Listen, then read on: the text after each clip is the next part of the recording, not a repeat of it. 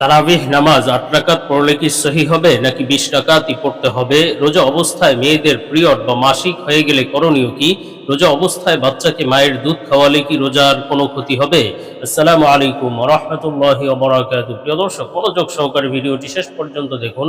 অন্যথায় কোনো মাসআলায় ভুল বোঝার সম্ভাবনা থাকে। আর সরাসরি কোনো প্রশ্ন করতে বা লিখিত কোনো বিষয়ে সমাধান নিতে ফতোয়া বিভাগে স্ক্রিনে দেওয়া নম্বরে ইমো অথবা হোয়াটসঅ্যাপে যোগাযোগ করবেন। তো আমরা মূল আলোচনায় চলে যাব। সম্মানিত নাজরিন, একটি জরুরি বিষয়, আমরা ঢাকার মিরপুরে শীঘ্রই একটি মাদ্রাসা প্রতিষ্ঠা করতে যাচ্ছি ইনশাআল্লাহ। মাদ্রাসার নাম জামিয়া ইসলামিয়া দারুল হাবিব। মাদ্রাসায় শিশু শ্রেণী থেকে নিয়ে নুরানি বিভাগ, নাজেরা ও হিফজ বিভাগ এবং কিতাব বিভাগ থাকবে ইনশাআল্লাহ, মহিলা ও পুরুষ শাখা। সুতরাং আপনার সন্তানকে ভর্তি করার জন্য যোগাযোগ করতে পারেন এবং দেশ ও প্রবাস থেকে কেউ দান, অনুদান ও সহযোগিতা করতে চাইলে স্ক্রিনে বিকাশ, রকেট, নগদ নাম্বার এবং ব্যাংক অ্যাকাউন্ট দেওয়া আছে, সহযোগিতা করতে পারেন। সর্বোপরি সবার কাছে দোয়া কামনা করছি, আল্লাহ তাআলা যেন দিন ইসলাম প্রচার প্রসারে সফলতা দান করেন, আমিন। আমরা প্রশ্নের জবাবে চলে যাই। একটি প্রশ্ন ছিল, রোজা অবস্থায় বাচ্চাকে মায়ের দুধ খাওয়ালে কি রোজার কোনো ক্ষতি হবে? দেখুন, রোজা অবস্থায় বাচ্চাকে মা তার দুধ পান করাতে পারবে, এতে কোনো ক্ষতি হবে না। এতে রোজা ভঙ্গ হওয়া অথবা রোজা মাকরুহ হওয়া এই ধরনের কোনো বিষয় নেই, এটা জায়েজ আছে। তো আমরা পরবর্তী প্রশ্নের জবাবে চলে যাই। প্রশ্ন ছিল, রোজা অবস্থায় মেয়েদের পিরিয়ড বা মাসিক হয়ে গেলে করণীয় কি? দেখুন, রোজা অবস্থায় যদি মেয়েদের পিরিয়ড শুরু হয়ে যায় বা মাসিক হায়েজ শুরু হয়ে যায়, তাহলে সেক্ষেত্রে মেয়েদের জন্য করণীয় হলো যে ওই দিন তার রোজা ভঙ্গ হয়ে গিয়েছে, অর্থাৎ মাসিক হয়ে গেলে তার রোজা তৎক্ষণাৎ ভেঙে গিয়েছে এবং ওই রোজাটি তার পরবর্তীতে কাজা করতে হবে।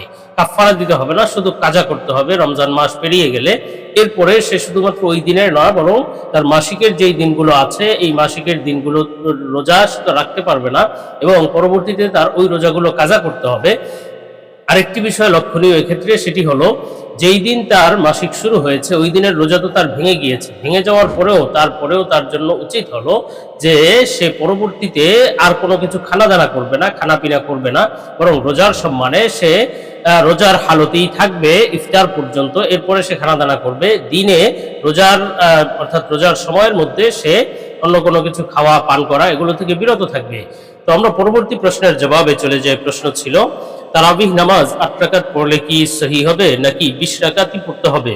সুন্নাহ শপিং আপনাদের জন্য নিয়ে এলো একটি ইসলামিক পণ্যের দারুণ প্যাকেজে থাকবে উন্নত মানের টুপি, তাসবিহ, মেসওয়াক, আতর, সুরমা, মা বোনের জন্য হাতমোজা, পামোজা এবং নবীজির ১০০০ সুন্নাতের একটি পকেট বই। আর এসব কিছু পাবেন একটি আকর্ষণীয় গিফট বক্সের ভিতর। সুতরাং ৮টি সুন্নতি জিনিসের এই প্যাকেজটি নিতে পারেন নিজের জন্য, পরিবারের জন্য বা প্রিয়জনকে গিফট করার জন্য। দাম মাত্র ৩৯০ টাকা। অর্ডার করতে স্ক্রিনে দেওয়া ইমো অথবা হোয়াটসঅ্যাপ নম্বরে যোগাযোগ করুন। দেখুন, তারাবিহ নামাজ আসলে ২০ রাকাত এবং এটাই রাসূল সাল্লাল্লাহু আলাইহি ওয়াসাল্লামের দিক নির্দেশনা, সাহাবায়ে কেরামের আমল, তাবিঈন, আইম্মা মুজতাহিদিনের এটাই আমল যে তারাবিহ নামাজ ২০ রাকাতই হতে হবে এবং ২০ রাকাতই পড়তে হবে। এমনকি সাহাবায়ে কেরামের ইজমা হলো এই বিষয়ে যে তারাবিহ নামাজ ২০ রাকাত পড়বে। এখন যারা ৮ রাকাতের কথা বলে তারা বিভিন্ন হাদিস দিয়ে দলিল দিয়ে থাকে যে নবীজি সাল্লাল্লাহু আলাইহি ওয়াসাল্লাম ৮ রাকাত পড়েছেন।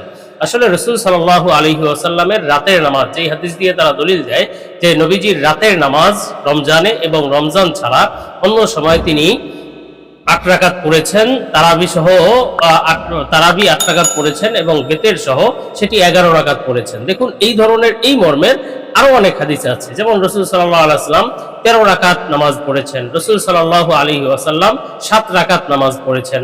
আসলে এগুলো এর দ্বারা বোঝা যায় যে এগুলো তারাবি হিসেবে উল্লেখ করা হয়নি বা এই হাদিসগুলো তারাবির হাদিস নয়। এজন্যই মুহাদ্দিসিন কিরাম তাদের কিতাবে এগুলো তাহাজ্জুদের অধ্যায়ে উল্লেখ করেছেন এই হাদিসগুলো, যে নবীজি সাল্লাল্লাহু আলাইহি ওয়াসাল্লাম রাতের নামাজ রমজান ছাড়া সেটি ছিল ১১ রাকাত, ১৩ রাকাত, অথবা সেটি ছিল ৭ রাকাত। আরো বিভিন্ন বর্ণনা আছে। এগুলো হলো তাহাজ্জুদের নামাজ হিসেবে নবীজি সাল্লাল্লাহু আলাইহি ওয়াসাল্লাম আমল করতেন। কিন্তু তারাবিহের রাকাত নির্ধারণটি সাহাবায়ে কেরামের মাধ্যমে হয়েছে। নবীজি সাল্লাল্লাহু আলাইহি ওয়াসাল্লাম সাহাবাদের অনুসরণের দিক নির্দেশনা দিয়েছেন। এজন্য ইজমায়ে সাহাবার ভিত্তিতে ২০ রাকাত তারাবি নির্ধারিত হয়েছে। মুসলিম উম্মতের জন্য ২০ রাকাত তারাবির উপরেই থাকা উচিত। সুতরাং ২০ রাকাত তারাবি পড়া চাই। এখন যদি কেউ ৮ রাকাত পড়ে চলে যায়, তাহলে সে তারাবির একটা অংশ আদায় করলো। এটি সে ২০ রাকাত তারাবি সেখান থেকে ৮ রাকাত আদায় করলো, এটা নির্ধারিত হলো। সে পরিপূর্ণ তারাবির যে হক ২০ রাকাত সেটা সে আদায় করলো না। এজন্য তারাবি নামাজ ২০ রাকাতই হওয়া চাই, ২০ রাকাতই পড়া চাই। ৮ রাকাত পড়লে তারাবির পরিপূর্ণ হক আদায় হবে না।